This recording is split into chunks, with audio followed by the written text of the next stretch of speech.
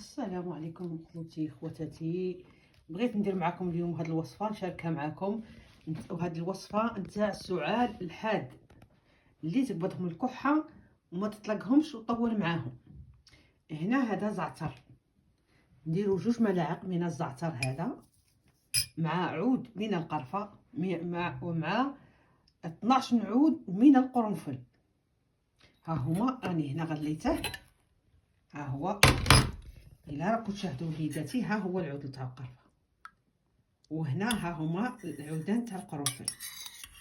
ها هما هنا العيدان، ها هما راكم تشوفوهم صغار. ها قرنفل درت 12 عود، وهذا عود قرفه. هنا درت 2 ملاعق صغار تاع قهوه تاع زعتر بهاد الملاعق.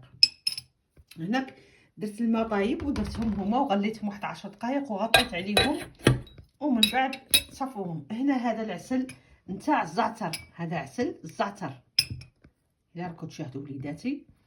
هنا بعد ما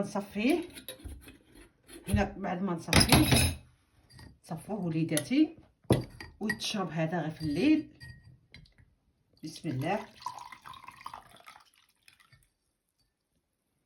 ها هو بعد ما نصفيه هكذا نديروا له ملعقه من العسل، هكا ملعقه من العسل وملعقه من السيترو وهو الليمون، الليم ولا القرص.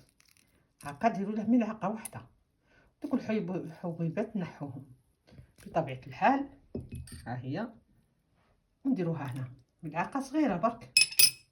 هنا تخلطوه هكذا، وماذا بكم تشربوه دافي. جربوا هذه الوصفه اخوتي، والشفاء من عند الله، والسلام عليكم ورحمه الله.